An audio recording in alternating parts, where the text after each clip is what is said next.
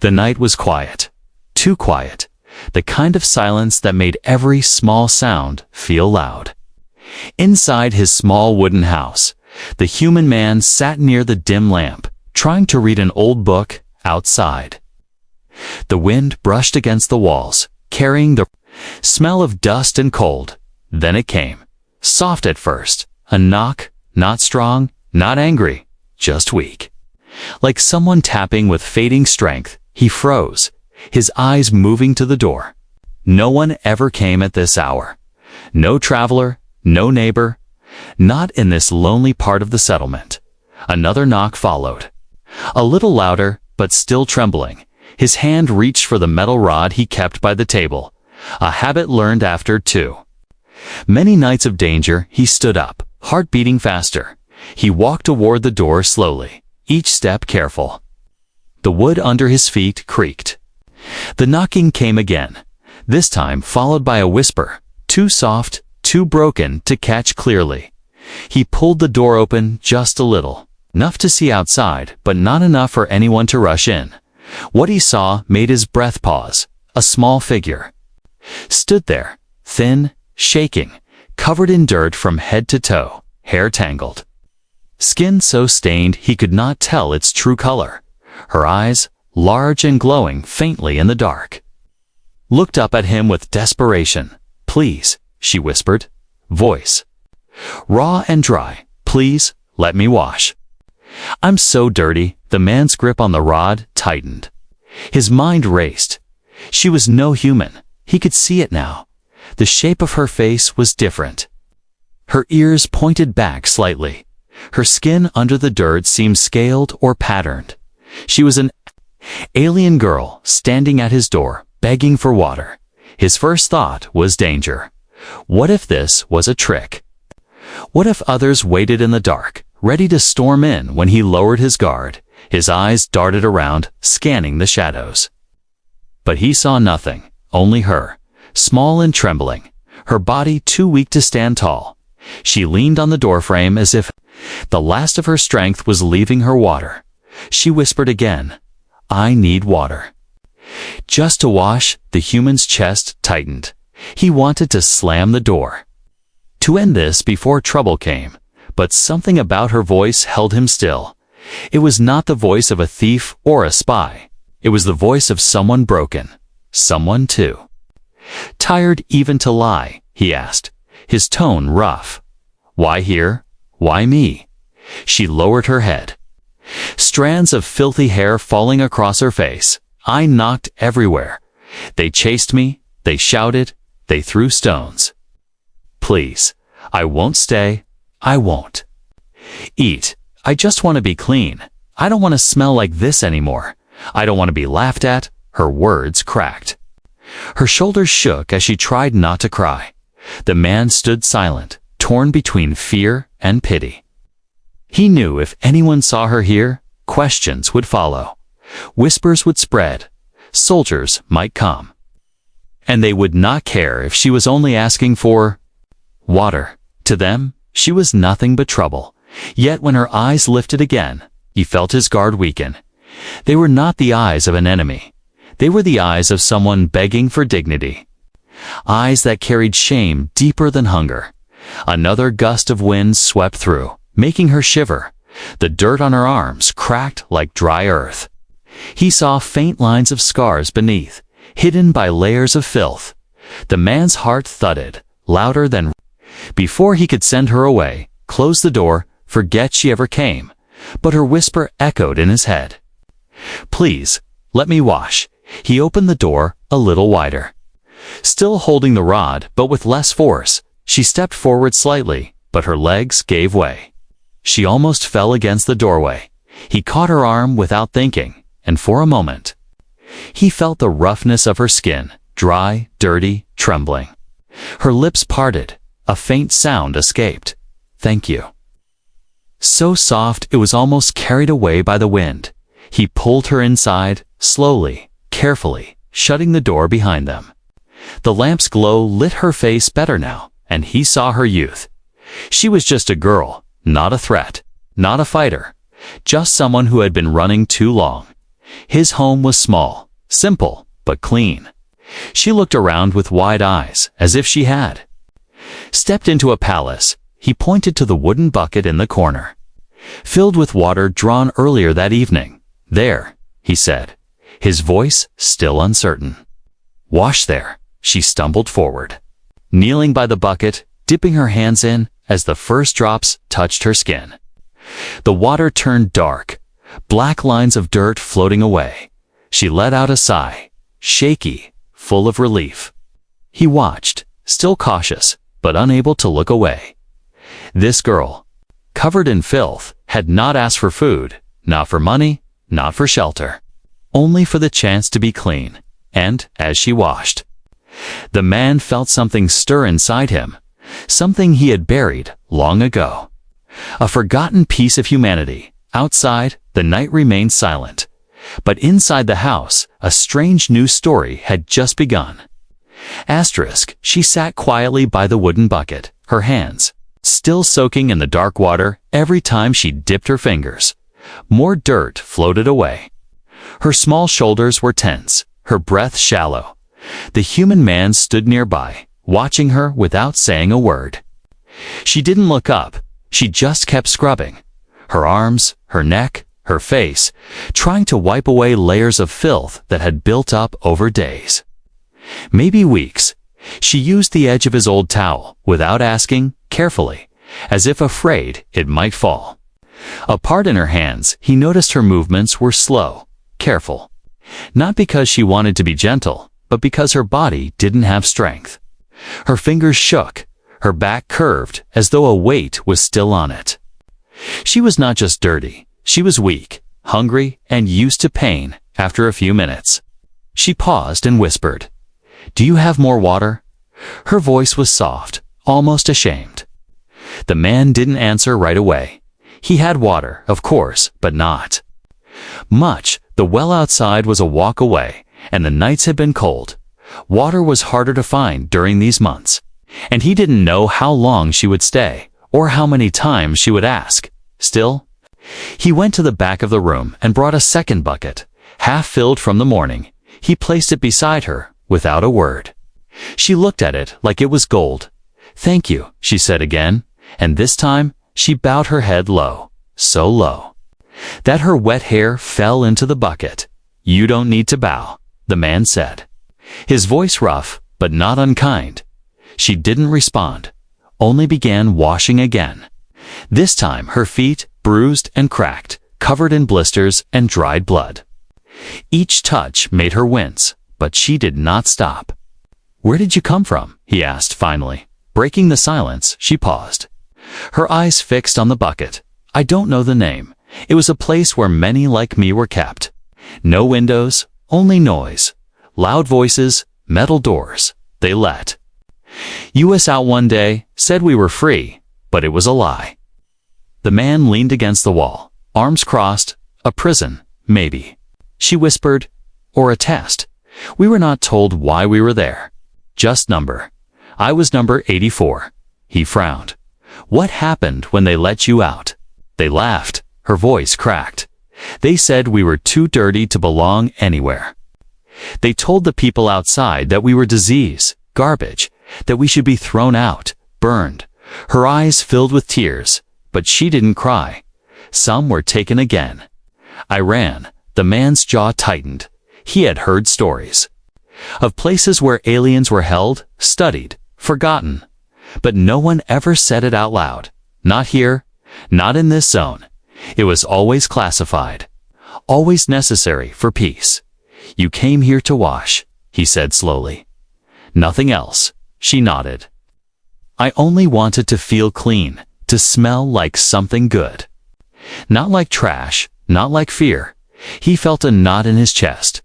This girl hadn't come to steal or hide. She had come to ask for something most people never think about: dignity. He walked to a shelf and pulled out a small round soap, something he rarely used. It smelled faintly of lavender. He handed it to her without speaking. Her eyes widened. She took it carefully, like it was a fragile gem. She sniffed it, and a small smile flickered on her lips. The first one he had seen, it was weak, but real. "Thank you," she whispered again. "You already said that," he muttered. "I'll say it as many times as I need to," she replied, and then dipped the soap in the water and began rubbing it across her arms. The scent filled the room, pushing away the old smell of dust and fear.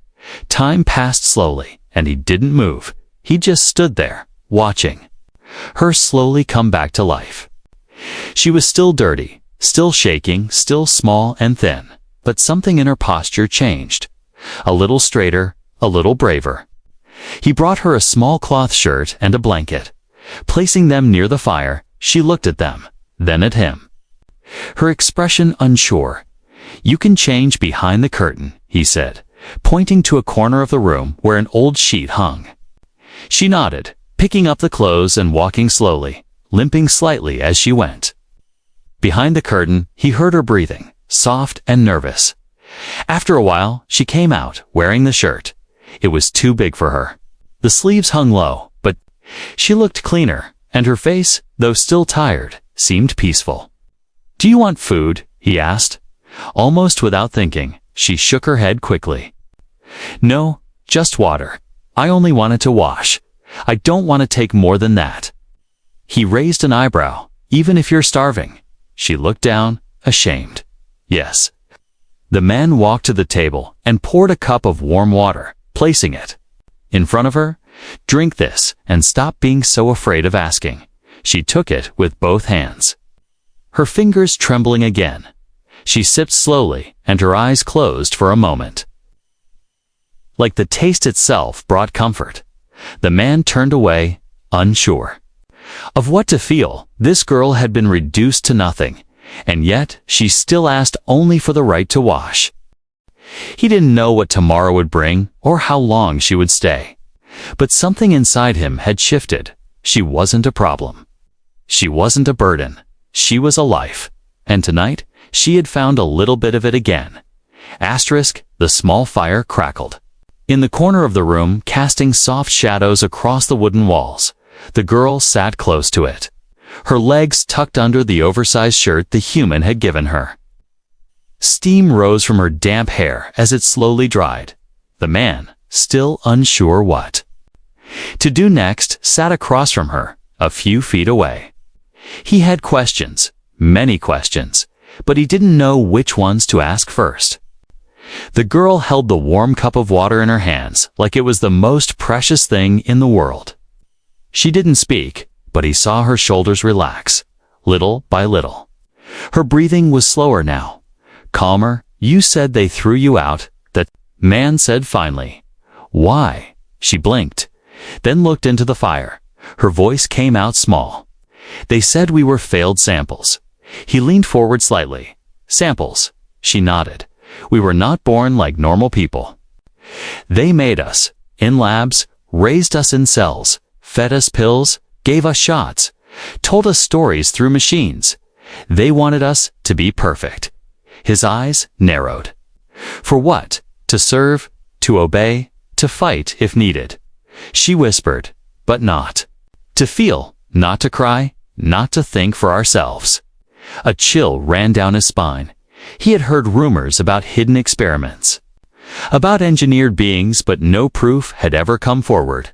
And now, one sat right in front of him with a face full of pain and fear. "They burned the ones who got sick," she continued, her voice shaking. "Others were left in forests, deserts, frozen zones, told to survive, told it was a final test. And you?" he asked. "What happened to you?" "I ran," she said, hugging her knees.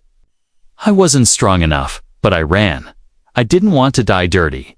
He didn't say anything for a while. Then he asked gently, "Can I see your arms?" She looked at him with wide eyes, unsure, afraid, but then slowly, she extended one arm toward him. He reached out and gently rolled up the sleeve. The firelight revealed what the dirt had hidden before: lines of scars.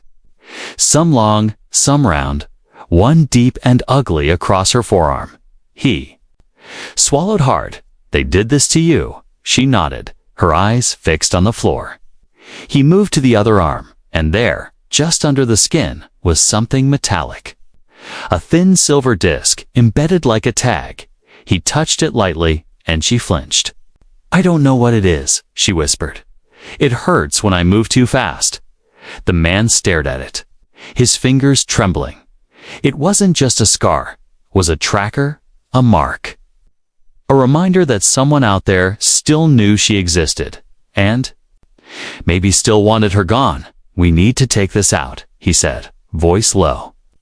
She looked up, fear in her eyes. "Will it hurt?" He hesitated, then nodded. "Yes, but you'll be free." She bit her lip, then nodded back. Slowly.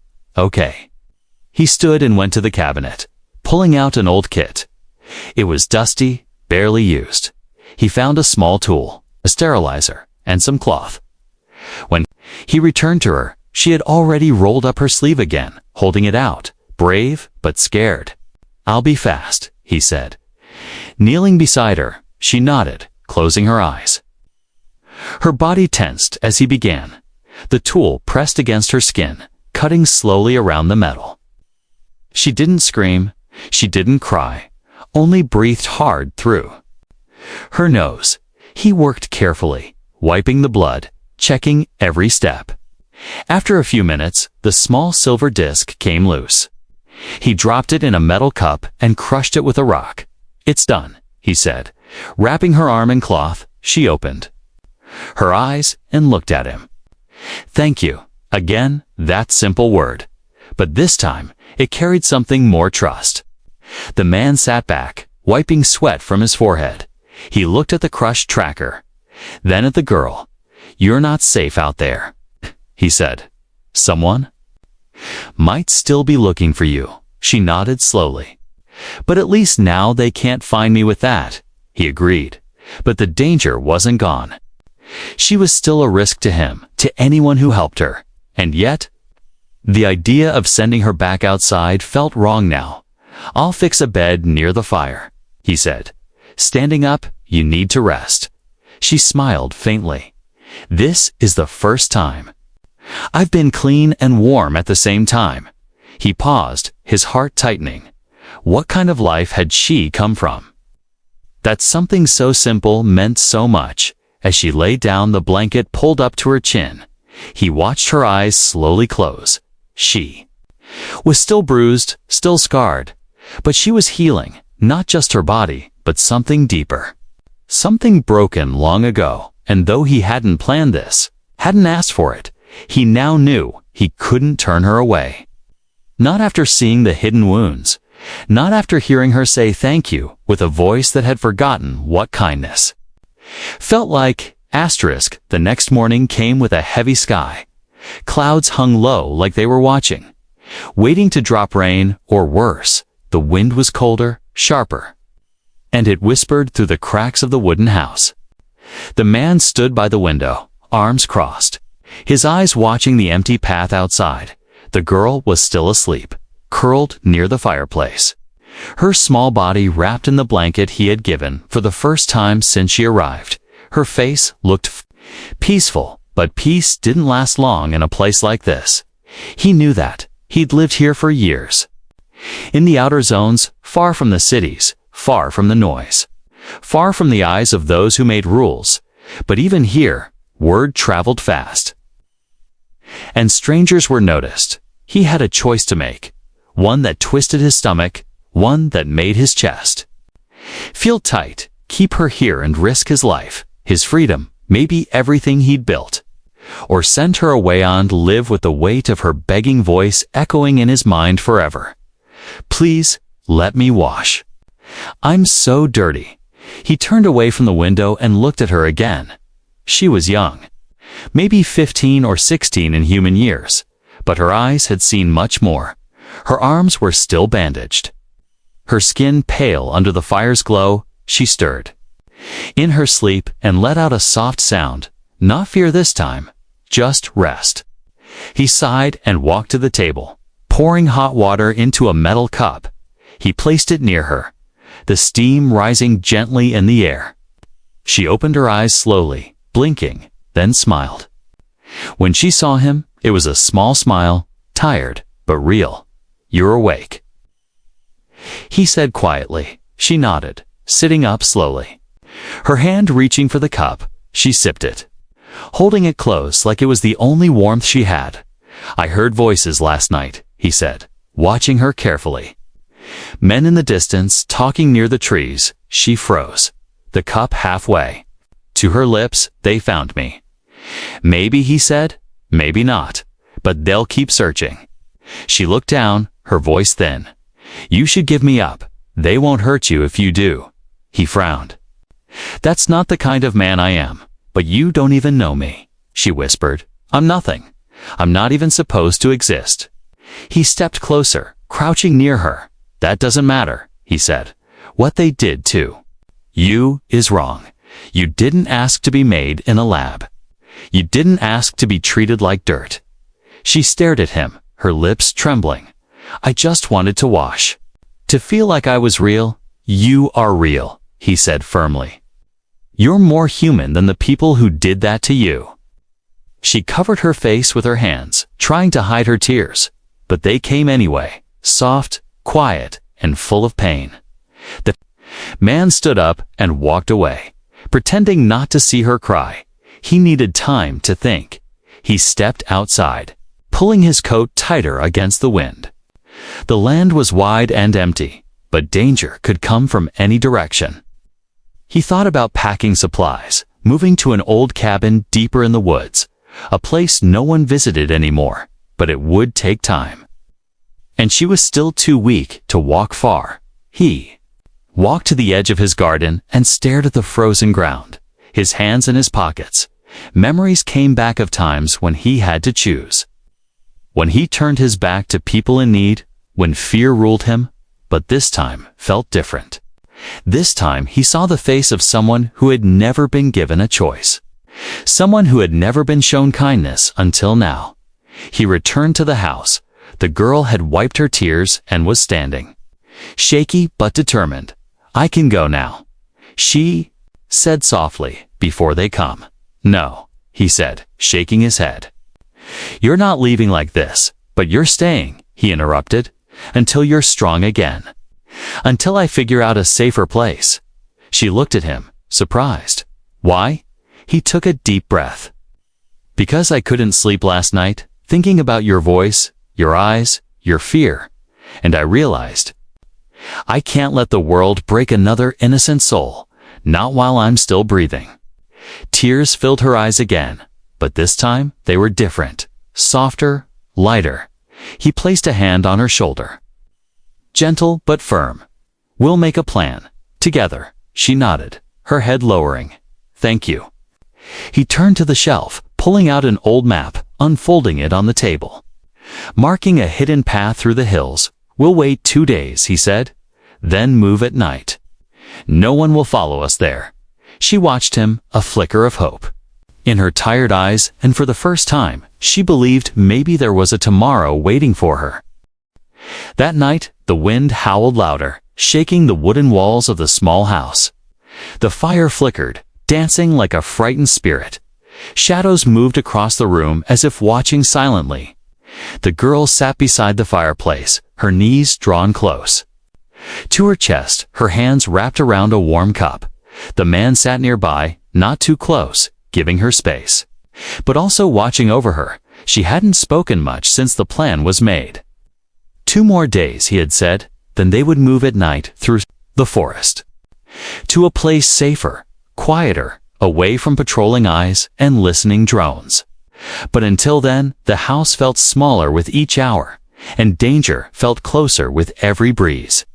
The girl's eyes stared into the fire, unblinking, her mind somewhere far away. "You okay?" the man asked, voice low. She nodded slowly. "Yes," she whispered. "Just thinking about what?" She paused, her voice softer than before. "I've never had 2 nights in the same place." The man looked at her. Surprised? "Never." She shook her head. "After the lab, I ran from town to town, slept under bridges, in trash bins, in holes under broken ships. Every time I stopped, Someone found me.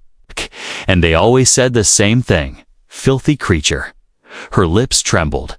No one ever looked at me like stinked. I was alive.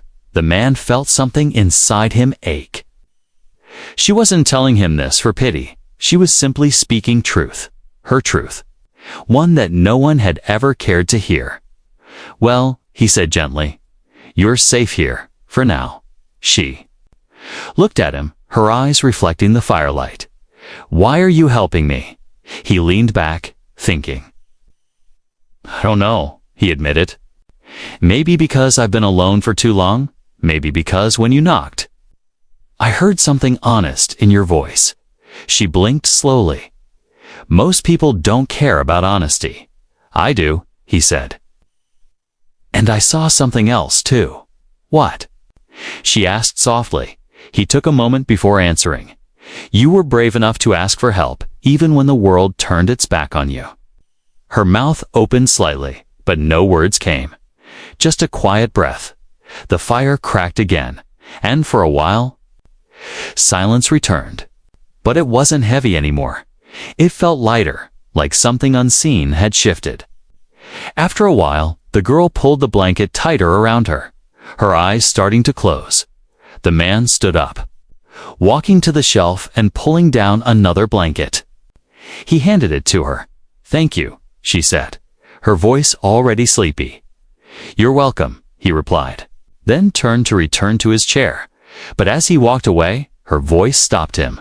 Will you stay nearby tonight? He turned, surprised. Of course, she lowered her head. Embarrassed, I know it's silly, but when I sleep alone, I have dreams. Bad ones. It's not silly, he said. Not at all. He moved his chair. Little closer, just enough for her to see him clearly. He sat down again, crossing his arms. You can sleep now, he said. I'll be right here. She nodded and slowly lay down, her head resting on the folded blanket, eyes watching the flames. For a long while, she said nothing, and then, just as her eyes began to close, she whispered, You remind me of someone from a story they used to tell us. Oh, he said, raising an eyebrow. A good story. She nodded, smiling faintly. Yes, it was about a creature called human. They told us humans were monsters. But one teacher used to say in whispers that there was another side to the story. What side was that? She turned slightly, her eyes nearly shut, that humans had fire in their hearts. Not just to destroy, but to warm others. The man looked at the fire, then at the girl. Her breathing had slowed, her small form finally at rest. He didn't know what tomorrow would bring. Didn't know if soldiers would knock, or if drones would scan the walls. But for tonight, trust had been given, not asked for, not forced, simply given. And that meant more than he expected. As the fire burned low and the wind cried outside, the man stayed awake, watching over her in the quiet darkness. Something sacred had begun. Not with grand words or heroic actions, but with warmth, silence, and a promise made without speaking.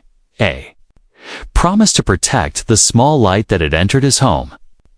The morning sky was gray, heavy with quiet tension. The man stepped outside, boots crunching on the frozen soil. The air was sharp, biting, but his mind was somewhere else. He looked down the hill, past the trees and the rocky path, and saw them. 3 figures moving slowly between the trees. They wore dark coats, too clean for travelers. Too calm for hunters, they stopped often, scanning the area with strange devices that hummed softly. His jaw tightened. The soldiers had arrived. He turned back quickly and stepped inside. The girl was still sitting by the fire, slowly sipping warm water. Her skin was brighter now, her eyes clearer, but there was no time. We need to move, he said, his voice low and fast. She looked up, alarmed. Now, yes, he nodded. They're coming. She stood. Though her legs were still weak, she moved quickly. Grabbing the small bag he had packed for her the night before, he handed her his thick coat. Put this on. Keep your head down. She obeyed without question. Wrapping the coat around herself, it hung loosely over her small frame, almost swallowing her, but it would help hide her face. He checked the back door, the small hidden path leading through the woods behind the house. It was narrow, overgrown, and rarely used, but it was their best chance. "Follow me," he said. Leading her out, the cold hit hard, but they didn't stop. They moved quickly through the trees, branches snapping underfoot, birds flying away at the sound. The girl struggled to keep up, but she didn't complain. She pushed forward. Gripping the strap of the bag tightly, behind them, the house stood still. Smoke still rising from the chimney, a peaceful lie hiding the truth inside. An hour passed as they moved through the forest. Deeper and deeper, until the trees grew closer. And the light dimmer. Finally, the man stopped near a large fallen tree. Crouching behind it, he motioned for her to do the same. She dropped down beside him, panting, her breath visible in the cold air. He looked around carefully, then pulled a small device from his pocket, an old scanner, worn and dusty, but still useful. He turned it on, and the screen lit up, showing faint signals to dots moving toward their old location, and just one heading in their direction. "They split up," he said quietly. "They're checking the woods." She swallowed hard, her voice barely a whisper. "Will they find us?" "Not if we keep moving," he said. "But we can't leave tracks." She looked at her feet, the mud clinging to her boots. "I'm sorry." "Don't be," he replied. "This isn't your fault." They waited a little longer. The man listening to every sound, the rustle of leaves, the snap of a twig, even the breath of wind seemed louder than usual. Then came the soft metallic hum, the sound of a drone overhead. The girl froze, her body shaking. The man grabbed her hand and pulled her under the roots of the fallen tree. They both lay flat, pressed against the cold earth. The drone passed slowly, its light scanning the ground. Red beams sweeping across the trees. They held their breath, not moving, not blinking. The light came closer, brushing just above their hiding place, then slowly moved away. After a minute, the hum faded. The man slowly lifted his head, looking around. The drone was gone. He helped her up, her face pale, her fingers cold, but she nodded. Ready to keep going, they walked another hour, taking smaller paths, hidden trails, climbing over rocks and ducking under branches. Finally, they reached an old shack hidden in a deep pocket of the forest. It was small, made of stone and moss, half covered in vines. The man pushed open the door. It creaked loudly, but inside it was dry and quiet. "This place is safe," he said. "For now." The girl walked in slowly, looking around, her eyes. "Why, you've been here before?" "A long time ago," he said. "I used to come here to get away from people." She sat on the floor, leaning against the wall, her body exhausted, her hands trembling from cold and fear. "I thought they had me," she whispered. "When the drone passed above us, I thought it was over." He knelt beside her and placed a hand on her shoulder. "But it wasn't. We're still here." She looked at him, her voice breaking. "Why are they chasing me like I'm a criminal?" "Because they're afraid," he said. "They fear what they don't control. And you were supposed to disappear, not survive." She lowered her eyes. "Maybe I wasn't meant to survive." He shook his head, firm and calm. "No, you were meant to live, not like them, not for them, but for yourself." A tear rolled down her cheek, but this time she didn't wipe it away. For the first time, she allowed it to fall, allowed herself to feel. Outside, the wind moved through the trees again. But this time, it carried something else. Not just fear, not just danger, but the quiet sound of two souls refusing to give up. The stone shack was quiet, lit only by the weak morning light that slipped through the cracks in the roof. The fire they had made the night before was now just warm ash, but it had done its job. The girl was still sleeping, wrapped in the man's old coat, her breathing steady, her body no longer trembling, her face, once tight with fear, now looked peaceful. The man sat nearby, back against the wall, watching her with tired eyes. He hadn't slept, but he didn't care. Something about this moment felt too important to miss. She stirred gently, her eyes opening slowly. When she saw him, she smiled. A real smile, this time, full of life, not fear. "You didn't sleep," she said, her voice rough from the cold. He shook his head, didn't want to. "Why not?" she asked softly, sitting up. He looked at her for a long moment, then said, "Because I wanted to be sure that when you woke up, you were still here, still safe." She looked down, hugging her knees. "I never felt safe before." "Not really. You are now," he said simply. The words hit something deep inside her. She nodded slowly, her eyes shiny with tears she didn't want to shed. They sat in silence for a while, both feeling something had changed, not just outside, but inside too. After a while, the man stood, stretching his back. "We should move soon. I know another place, better than this." Far away from all of this madness, she stood too, slower, still sore, but stronger than before. "I'll follow you," she said, "wherever you go." He nodded, but then paused, his voice quiet. "You don't have to follow. You can choose. You're free now." She tilted her head, confused. "But you saved me. I gave you a place to wash," he said. "The rest, you did on your own." She took a deep breath, looking around the small stone room. The cracked walls, the soft light, the scent of ash and cold earth. "I don't want to be alone anymore," she said finally.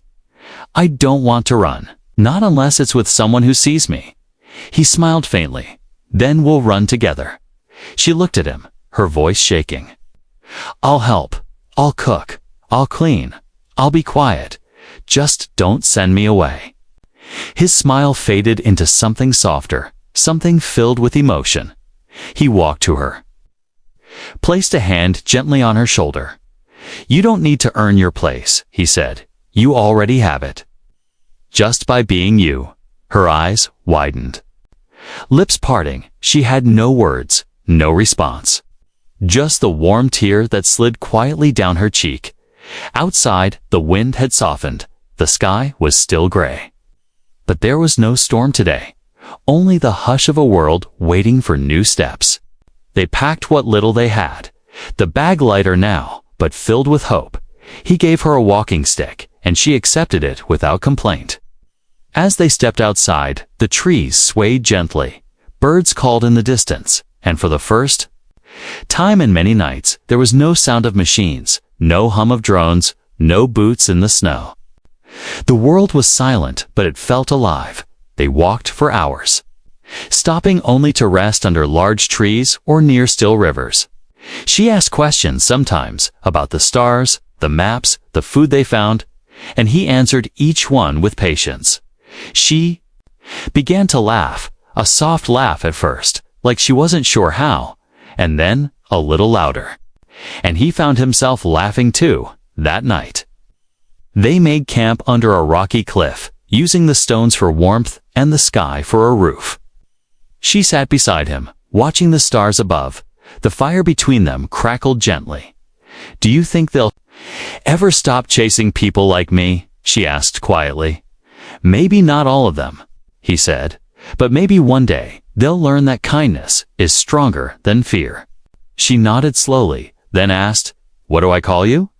He looked at her, surprised, then smiled. "John." She smiled back. "I'm Lyra." They shook hands like old friends, then leaned back to watch the stars again in the dark sky. A shooting star crossed above, quick and bright. Lyra gasped, pointing at it. "Did you see that?" John nodded. "Make a wish." She closed her eyes, her face glowing in the firelight. He didn't ask what she wished for, but he already knew. She didn't wish for gold, for power, or for revenge. She wished to stay warm, to stay clean, to be seen, and to never be left in the dark again. And beside her, John made a quiet wish, too, that he'd never forget the night she knocked on his door and changed everything.